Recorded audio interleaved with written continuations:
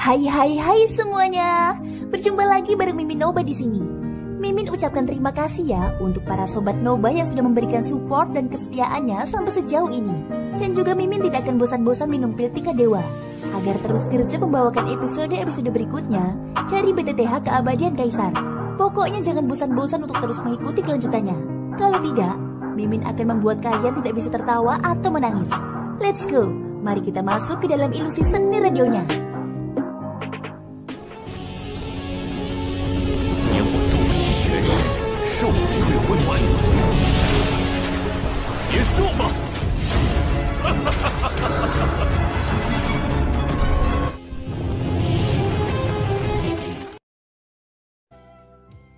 Murong Xuan, sebaiknya kau tinggal di Pegunungan Silin untuk sementara waktu. 10 hari lagi, saat kita bertarung dengan lembah Labirinkin, kita akan mengambil kembali semua penghinaan yang pernah kita terima. Murong Xuan tercengang saat mendengar perkataan Leng Bingsuang. Dia bahkan tidak tahu apa yang telah terjadi di sini. Kali ini dia hanya datang untuk menyampaikan pesan kepada Leng Bingsuang. Bagaimana mungkin dia tinggal di sini? Terlebih lagi, sepertinya dia akan berpartisipasi dalam pertempuran besar. Hal ini benar-benar mengejutkan Murong Xuan. Namun Tian Ying dan yang lainnya dengan cepat menjelaskan kata-kata Leng Bingsuang kepadanya. Mereka bahkan menjelaskan dengan jelas tentang pertempuran besar antara Gerbang Xiao dan Lembah Gurun Labirinkin 10 hari kemudian. Meskipun Murong Xuan ingin menolak, dia tidak bisa menahan diri untuk menelan kata-kata yang sudah sampai ke mulutnya ketika dia melihat wajah dingin Leng Bingsuang. Di sisi lain, Xiaoyan juga sudah tenang. Dengan tambahan Murong Xuan dan si Kera Langit, Gerbang Xiao miliknya saat ini memiliki 6 ahli tahap transformasi asal. Dengan cara ini, dia akan merasa sedikit percaya diri bahkan jika orang-orang dari kuil hantu menyerang. 6 ahli transformasi asal. Barisan seperti ini sudah cukup untuk menghancurkan seluruh wilayah barat. Jika bukan karena rasa takutnya terhadap kuil hantu, Xiaoyan pasti sudah membawa orang untuk mencari mereka tanpa perlu menunggu selama 10 hari. Setelah itu, Murong Xuan juga menjelaskan dengan jelas maksud kedatangannya. Tampaknya klan di belakangnya ingin Leng Bingsuang meluangkan waktu untuk kembali. Meskipun kata-kata ini terdengar agak baik, Xiaoyan dapat mendengar sedikit permohonan di dalamnya. Mengenai hal ini, Leng Bingsuang juga ingin bertanya. Tetapi Murong Xuan dengan samar menolak untuk menjelaskan. Hal ini menyebabkan Xiaoyan dan Leng Bingsuang semakin curiga. Akan tetapi, harus dikatakan bahwa wilayah barat saat ini benar-benar dalam masalah. Meskipun Pegunungan Silin tampak agak tenang, berita tentang pertempuran yang menentukan antara Lembah Gurun Labirinkin dan Pegunungan Silin dengan cepat menyebar ke seluruh wilayah Silin dan wilayah Gurun Barat. Pada hari keempat dari periode 10 hari, Pegunungan Silin benar-benar menerima tamu tak diundang. Jauh di dalam Pegunungan Silin, orang-orang dari Gerbang Xiao yang sedang mempersiapkan diri untuk pertempuran besar 6 hari kemudian, tiba-tiba merasakan aura yang berasal dari luar Pegunungan Silin. Kekuatan aura tersebut menyebabkan ekspresi semua dodi yang hadir berubah. Semua orang merasakan gelombang keterkejutan di hati mereka. Sejak kapan para ahli transformasi asal menjadi begitu tidak berharga di wilayah barat? Orang ini sebenarnya adalah ahli alam transformasi asal. Setelah beberapa kali ledakan sonik, kelompok Xiaoyan sudah berdiri tinggi di langit. Orang yang berada di depan tentu saja Xiaoyan. Di belakangnya ada Leng Bingsuang, dokter peri kecil, dan yang lainnya. Hanya Kera Langit dan Murong Xuan yang tidak hadir di antara mereka. Sebelum mengetahui identitas orang yang datang, Xiaoyan berharap ia dapat menyembunyikan sebagian kekuatannya untuk sementara waktu, guna menghindari mendatangkan masalah yang tidak perlu bagi kelompoknya saat pertempuran besar nanti. Hanya dengan mengenal diri sendiri dan mengenal musuh, seseorang dapat menang dalam 100 pertempuran. Saat ini Xiaoyan bahkan tidak tahu kekuatan sebenarnya dari pihak lain. Bagaimana dia bisa dengan mudah mengungkap faksi di tangannya? Adapun tamu yang muncul, meskipun orang ini berada sangat jauh, Xiaoyan masih dapat mengenalinya dengan mengandalkan keagraban dalam ingatannya. Orang ini sebenarnya adalah Bai Zhan. Bai Zhan adalah tuan muda dari klan Bai, salah satu dari 4 klan besar di bawah sekte pedang surgawi. Ayahnya Bai Ying. Bai Ying adalah orang yang licik. Di masa lalu, ketika ia masih menjadi bawahan sekte pedang surgawi, ia diam-diam bersekutu dengan Xiaoyan. Namun keempat sekte besar itu semuanya telah disatukan oleh sekte Daun Layu. Jadi secara logika, klan Bai seharusnya menjadi bawahan Yellow Tian. Mengapa dia datang?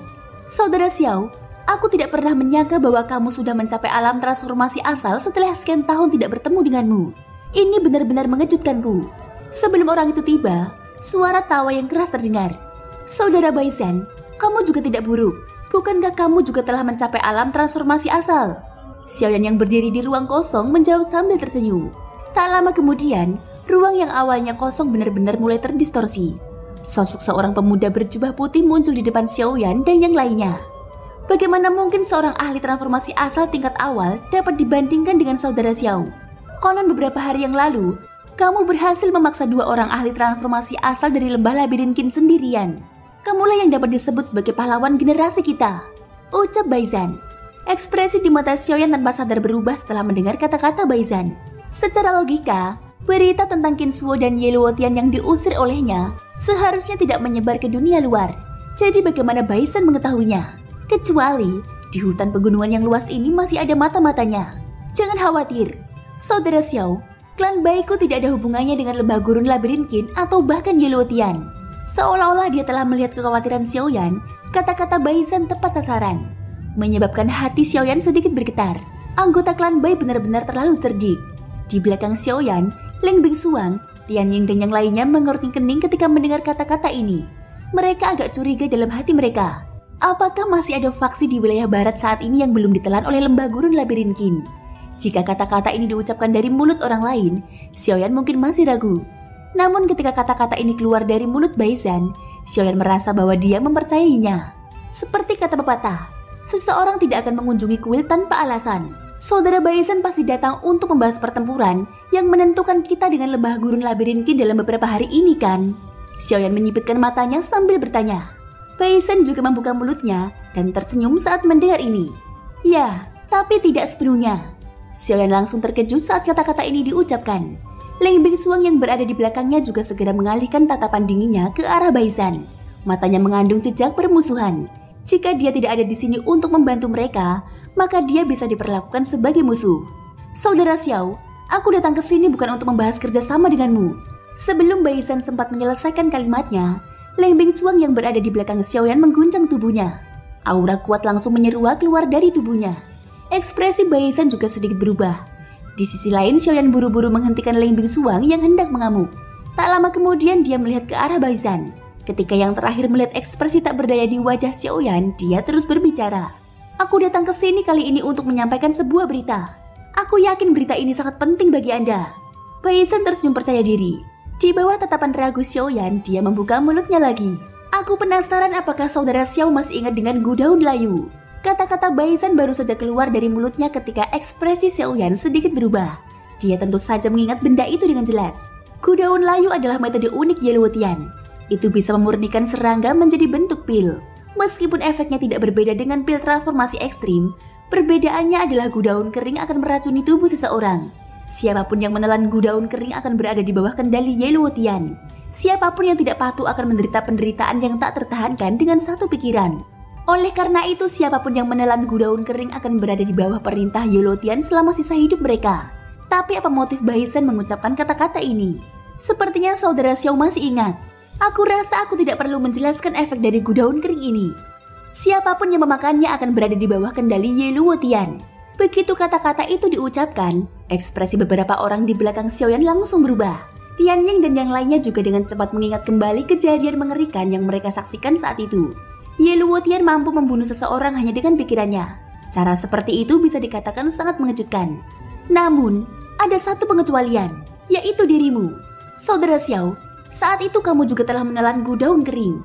Bukan saja kamu tidak berada di bawah kendali Ye Luotian, kamu bahkan meminjam efek gudaun kering untuk berhasil meningkatkan kultivasimu. Aku yakin saudara Xiao tidak melupakan masalah ini. Begitu kata-kata Baizhan memudar, Tianying dan yang lainnya di belakang Xiaoyan dengan cepat mengingat kejadian itu.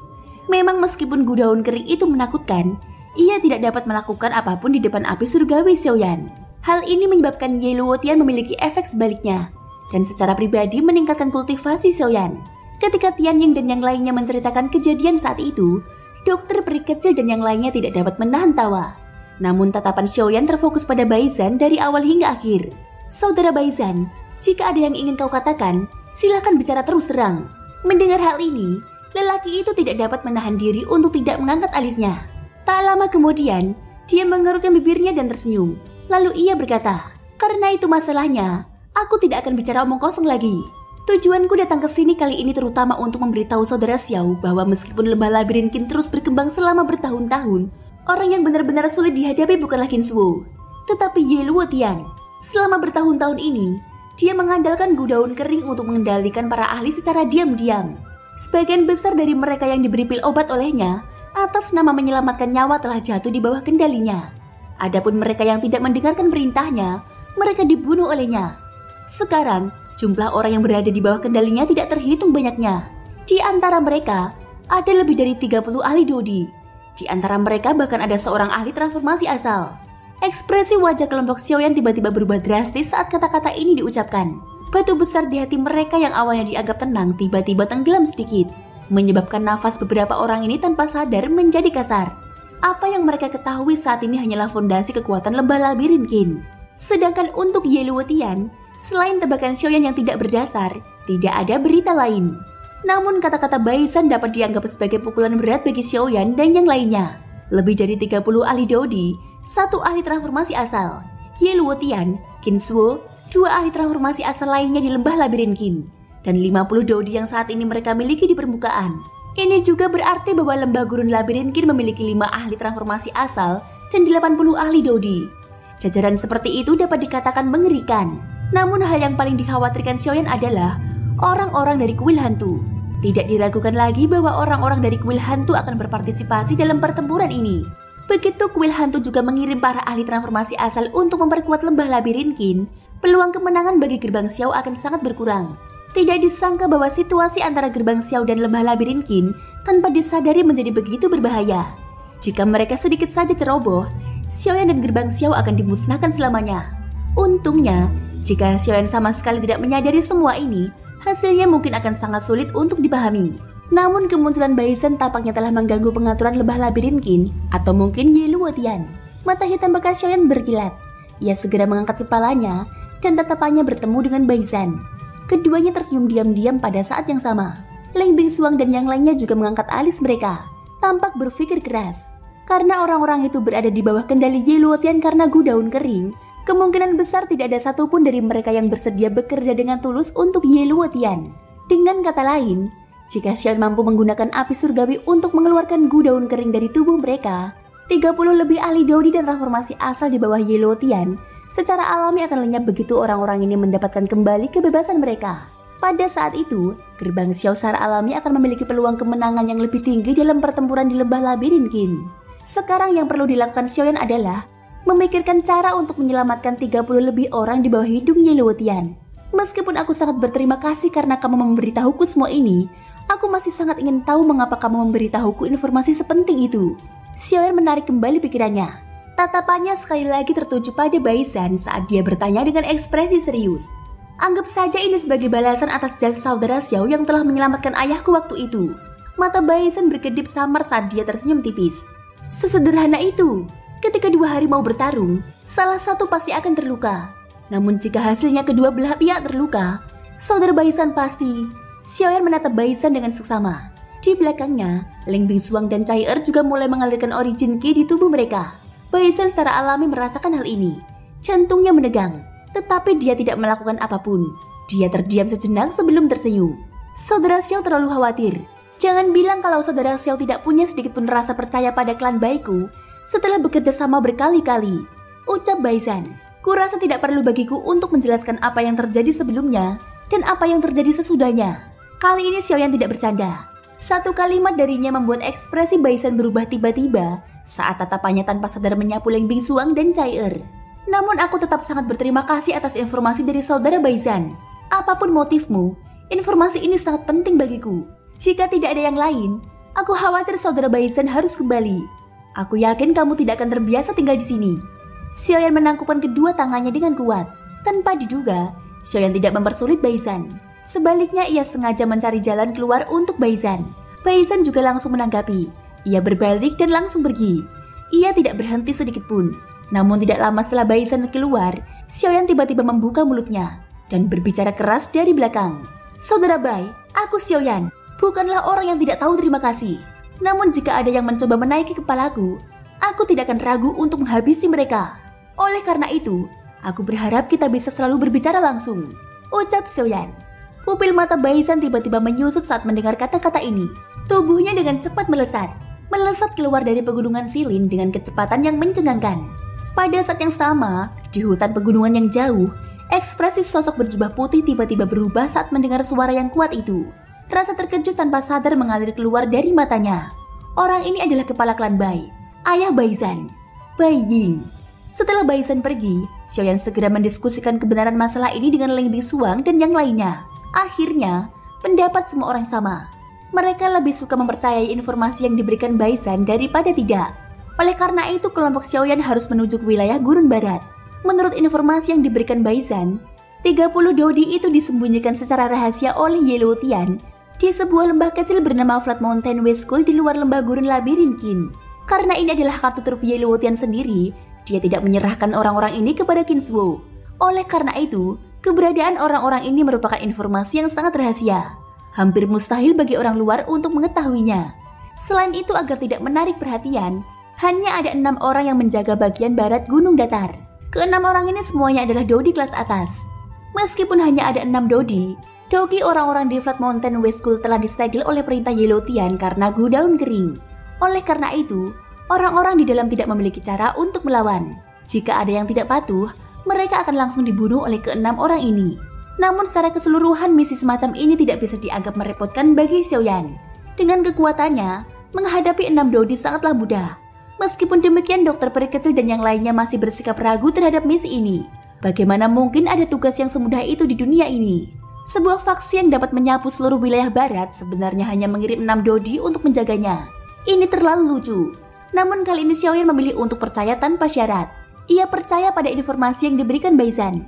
Ia percaya bahwa hanya ada 6 dodi yang menjaga tempat itu. Ia bahkan percaya bahwa tidak akan ada masalah dalam perjalanan ini. Akhirnya, atas desakan dokter peri kecil dan yang lainnya, Xiaoyan melanjutkan perjalanannya sendirian. Leng Bisuang dan yang lainnya dipercayakan oleh Xiaoyan untuk menjaga pegunungan Silin sementara waktu. Selain itu, dengan kecepatan Xiaoyan, sangat sulit bagi mereka untuk mengejar bahkan jika mereka mau. Hari itu Xiaoyan pergi ke wilayah Gurun Barat sendirian. Menjelang siang hari berikutnya, dia sudah tiba di perbatasan wilayah Gurun Barat. Sekali lagi tiba di tempat ini, Xiaoyan tidak bisa menahan diri untuk tidak mendesah dalam hatinya. Mengikuti peta, Xiaoyan segera menemukan apa yang disebut Flat Mountain West School. Di padang pasir yang luas, 2 bukit pasir berdiri tegak diterpa angin dingin. Pasir-pasir tandus yang datang dari jauh terhalang dan berputar-putar di sekitar 2 bukit pasir ini. Akhirnya, menjadi bagian dari bukit pasir itu. Batu-batu padat dan tanah berdiri megah. Seolah-olah ada prajurit berbaju besi yang berdiri di tengah gurun. Lingkungan khusus antara langit dan bumi menciptakan tempat ini. Di celah antara 2 bukit pasir, karena lingkungan khusus, angin dan pasir berputar di sekitar celah untuk sementara waktu sebelum kembali ke bukit pasir. Hal ini menyebabkan semakin banyak pasir terkumpul dan bukit pasir secara bertahap naik. Pada saat yang sama, celah antara 2 bukit pasir secara alami membentuk ruang lain. Ini adalah Flat Mountain West School. Pintu masuk yang sempit itu begitu kecil sehingga hanya 3 orang yang bisa masuk di saat yang bersamaan. Baru setelah beberapa ratus kaki, ruang di dalamnya berangsur-angsur menjadi lebih lebar. Tidak ada cara untuk masuk lebih dalam lagi. Flat Mountain West School ini sebenarnya adalah tempat yang mematikan. Itu memang tempat yang bagus untuk membunuh dan merampok. Berdasarkan penyelidikan kekuatan spiritual Xiaoyan, memang hanya ada 6 dodi kelas tinggi di dataran tinggi barat ini, selain sekelompok orang yang kultivasinya telah disegel. Ke-6 orang ini semuanya adalah dodi bintang 9. Dari kelihatannya, Ye Luotian memang telah berusaha keras untuk menjaga kelompok orang ini. Memikirkan hal ini, Xiaoyan yang berada di dunia luar tidak dapat menahan senyum dingin. 6 dodi bintang 9. Jajaran seperti ini memang bisa digambarkan sebagai kuat di permukaan. Sayangnya, ada terlalu banyak perbedaan di depan seorang ahli transformasi asal. Dengan jentikan jarinya, energi hitam gelap yang tiba-tiba menggumpal di ruang kosong di depannya. Dalam sekejap, energi itu berubah menjadi tirai hitam gelap. Setelah itu, Xiaoyan melangkah maju dan seluruh tubuhnya menghilang dari langit dalam sekejap mata. Hampir pada saat yang sama, di kedalaman lereng barat gunung datar itu, sesosok manusia tiba-tiba muncul dari udara tipis di depan ke-6 orang yang semula duduk bersila. Perubahan mendadak itu menyebabkan ke-6 orang yang duduk bersila dengan mata tertutup itu tiba-tiba berdiri. Ekspresi wajah mereka berubah drastis.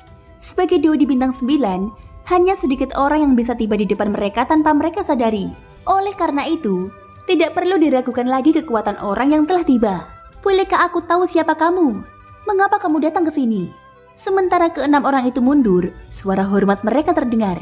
Bagaimanapun tidak diragukan lagi bahwa orang yang mereka hadapi adalah seorang ahli transformasi asal. Jika mereka tidak memperlakukannya dengan hormat, akan ada masalah besar. Namaku Xiaoyan.